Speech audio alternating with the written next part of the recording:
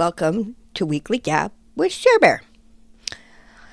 Okay, guys, so I know usually I have a little intro and then I bring in my music and stuff, but unless I decide no, it's still not going to be good enough to even do it at the end of the recording. But since I really don't know what I'm going to be talking about every day, then it seems like we're not going to be able to do that. So, and I know the last video we did was kind of, I felt a little deep. So I wanted to make this one a little lighter. But I am going to get into some stuff in a minute that may end up being a little deep. So first I wanted to, I know I probably said a lot of already in some of my old videos, but I just kind of wanted to backtrack on some of the things about me. So I am a mother of 6, a grandmother of 5. I am 51 years old now.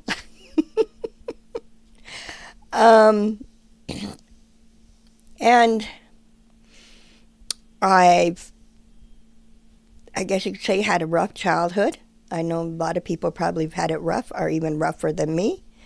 I'm a pretty shy person, quiet person, until you get to know me, and then sometimes you can't get me to shut up. Let's see. I'm trying to think of a few other things about me. I have been just diagnosed with STD. I think I said those letters right. Anxiety and depression. As you get to know me, probably be able to understand why. So there'll be some times that we talk about those. There'll be times that maybe I'll have a bad day or some things, considering that you guys might end up hearing about. So, yeah, I want to share those things with everybody. I want to share just my life. Since I've, been diagnosed and been getting better on medication stuff, I consider myself a survivor. That's what I remind myself all the time. It helps a little bit of my self-esteem to know that even though I went through everything that I went through, I'm here. I have 6 wonderful children, even though I kind of don't take credit for all of them,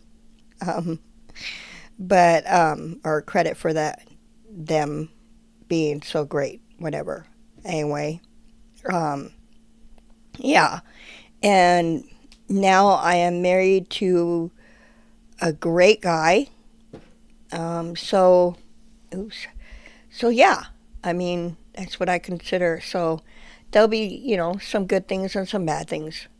But what I had thought about today is that last night I had a hard time going to sleep. And I'm going to tell you why. I went to go to bed. And I'm laying there and thinking how I have Friday off. I would take my grandson, and see, maybe spend the morning with him or day with him. And I was thinking how when he was younger, we had went to this little cafe that we have here in town, which is no longer here. And it was really, I just really enjoyed being in that atmosphere with him. He was really sweet, he ate better than I thought he would. And it's just been a long time, and we have gone out a couple more times to eat, but it's been a long time since me and him just went out to a restaurant and had a little something to eat. So I was trying to figure out, well, what do we have in this town that's like a little cafe like that he might find something. Anyway, so then from that though, my mind started drifting a little to my kids and memories I have of them when they were little, and his age and all that stuff. And of course, so I was sitting there trying to think of some memories I had with my young ones, and was realizing I don't have really any memories. And this was, partly due from the trauma, I guess, but it just kind of pointed out like, oh my gosh, I feel like I wasn't there. I wasn't in their life because I don't have any memories. So, excuse me, I am going to probably be saying the names of my children, and hopefully they don't get too upset. And they're the order of the ages or that they were born. So, but I'm going to tell you each things that I remember of my children's as they were growing up. Not as an adult, or even, I don't think even a teenager, even though I don't remember much of that either. But as at least being born, or as a toddler. So, first we're going to start with Angela. And the only thing I remember about her birth was that seeing her as they brought her in when she was born in one of those baby thingies, whatever they're called. I want to say incubator, but that wouldn't be right. But, the things, because she wasn't doing good when she was born. So, and we won't go into that. But they brought her in for me to say goodbye to her before they shipped her off to the children's hospital. So I never even got to hold her or anything like that. She was emergency care that she needed. And then about when she was maybe 2 or 3, I think it was a birthday, she's playing with their Alpha Fun, which was a game back in the 90s, that like was an elephant, and it had this like trunk thing that was like would air up. Maybe some of you guys remember it, but it would like you turn it on and it'd blow air, and then in it you'd put these butterflies in, and they'd come blowing out, and the kids had to try to catch them. And she used to love that game. And then her singing on her karaoke. She had a karaoke machine, and she would always be singing the Bad Boys song, the theme from Cops. She loved that song, so she was singing that. And that's literally all I remember of her. So then we come up to Savannah. And Savannah, I don't remember her birth at all. I don't remember who took me. I don't remember being in the hospital. I don't remember her, if she was a hard birth, an easy birth. I have no idea. And unfortunately, the only thing I do know of even growing up with her is when she was only maybe a couple weeks old or something, she'd stopped breathing, and we had found out that she had, just excuse some of these expressions, but dry mucus in her nose, and so we just had to clean it out. And I remember one day or a couple days, of putting the salt water in her nose to loosen the mucus. So, and then the next thing I know is celebrating her first birthday. It was just me and her. I don't know where her sister was. I don't know where Angela was, because I don't remember seeing her. And we had one of those little kids' picnic tables in the house, and I was in there with her, and singing her happy birthday, and which we won't go into details right now, but it was the last time I've seen her. I have now been contacting her for several years now. I found her through Facebook, so that's a good thing. But that was the last time I saw her. Um, and then we come to Michael. And what I remember, Michael, is that he was actually born in a hospital delivery room, I guess you could call it. It was an actual all white wall room, and it was actually pretty big for some reason. But it was all white and had this one big light, you know, and all that was in there was my bed and then the bed thingy that they put, the baby in after it's born. Um, and then how it there was some problems, difficult problems with him. I'm not sure what, because I didn't know about it till later. Somebody told me that he did have the umbilical cord wrapped around his neck.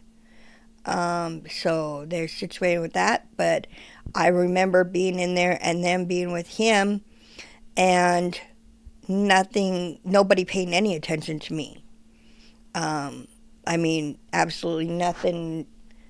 Where it was to the point, and I excuse um, this also, um, but where the afterbirth was like already delivering that, you know, I'm like sitting there, yeah. So that was, I wouldn't say a trauma to me, but I remember just how, you know, I felt totally alone. I mean, I'm glad they took care of my son, but yeah, I don't know.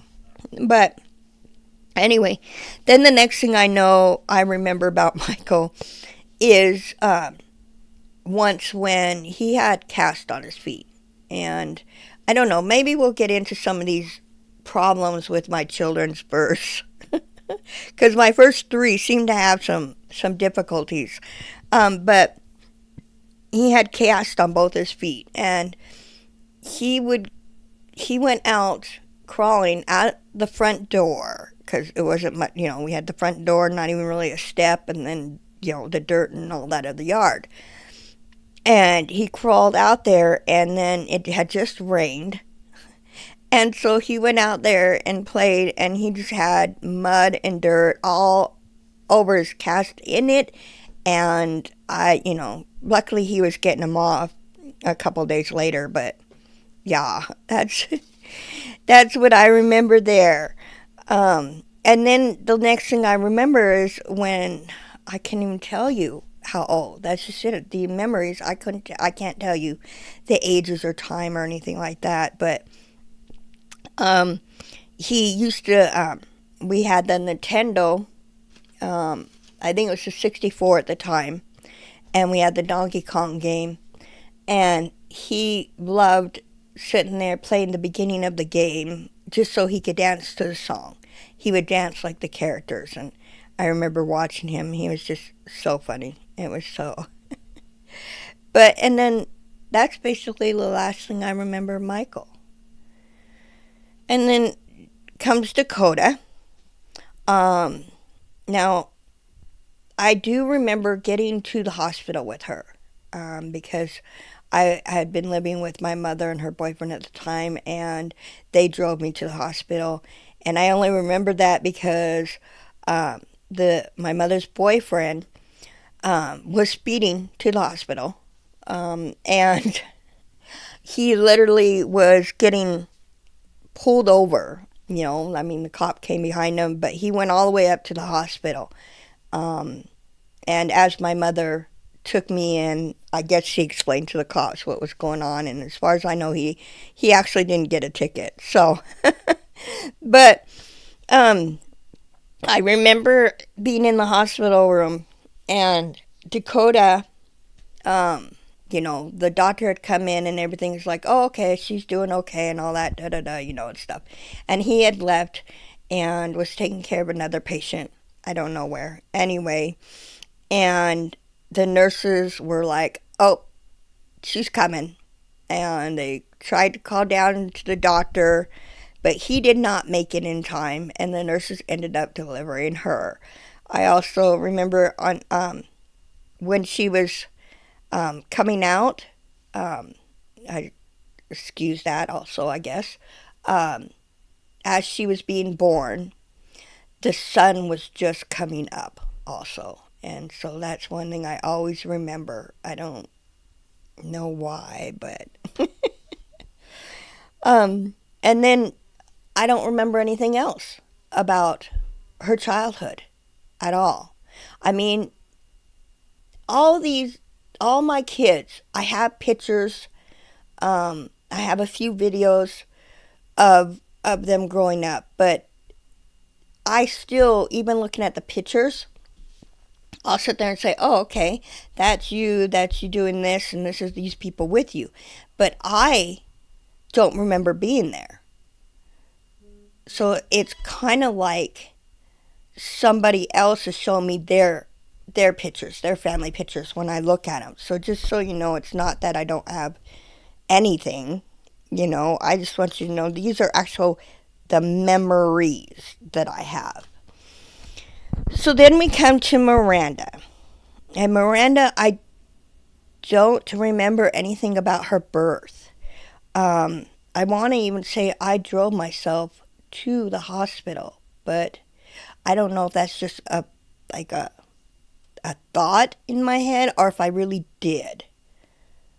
And then her father met me at the hospital because he's at work. But I don't know for sure. So I won't say that. But I don't remember anything about her birth. I really don't. Which is funny because the doctor that delivered her also delivered her first son. So that's kind of trippy there. And then the next thing I remember is that she wanted to grow up fast. She was ready. She was ready to go out there and face the world. She used to climb out before even a year old. She'd climb out of her cribs, out of her bassinet that we had for her in the living room. I mean, always just trying to get ahead. She tried to walk early. She may even have walked early. But I remember trying to fight with her to keep her in her cribs and stuff and get nervous that she was going to be falling out. So I can picture that for sure. And there's Jacob. Jacob, I remember a little bit more, I guess, because maybe he's youngest or whatever. I'm not sure. But he actually took forever to come out. He didn't want to leave mommy. I guess you could say he wasn't ready. He was nice and secure in mommy's stomach. They induced me. We walked. We exercised. We did all kinds of stuff to try to get him. From what I've heard, they ended up just basically going in and pulling him out because he would not come out. And then the next thing I remember, because he was the only one that I had actually breastfed. But when he was older, when I broke him from the breast and was going to bottle and everything, he used to, when I'd carry him, he'd always put his hand right in my shirt. And I'd always have to take it out. And I used to joke with him, telling him, "Those aren't yours anymore. They're mine. Leave them alone." So I remember that. And then the next thing I remember is basically just I'm seeing him with his race car tracks. And at the house, he would sit there and take the tracks and build tracks all the way through the house and down the stairs and just drive his cars all the way through those. And then I remember a couple of his birthday parties where they were kind of disappointed for some reason. I don't know if it was the time of year or what was going on exactly, but he didn't have very many friends.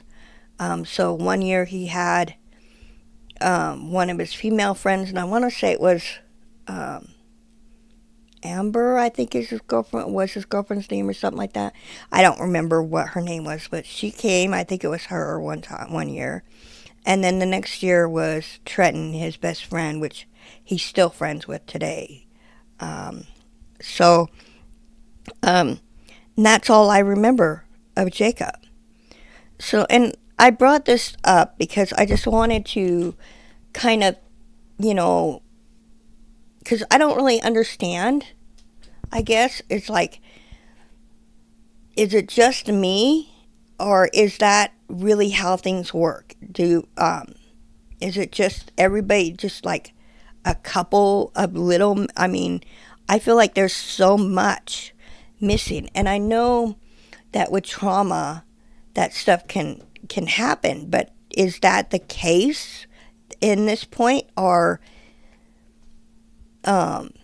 is it just normal to have just like one or two memories of your kids growing up?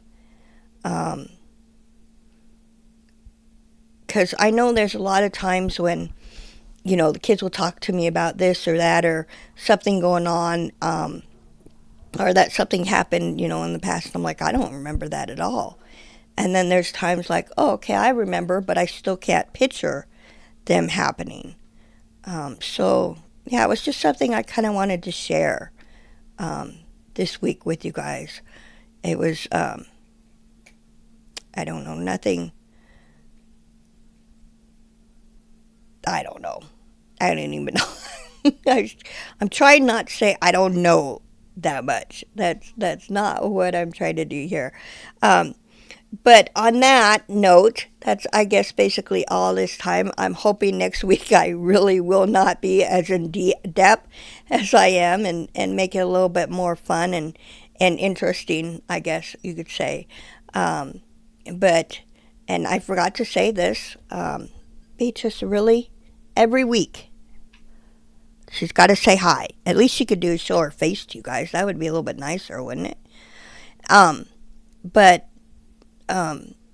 make sure that you guys like my videos, share my videos to everybody. There may be somebody out there that finds some of the things interesting, or maybe they realize, hey, I'm going through that too, and just knowing that somebody else out there is going through the same things or have the same experiences that I do.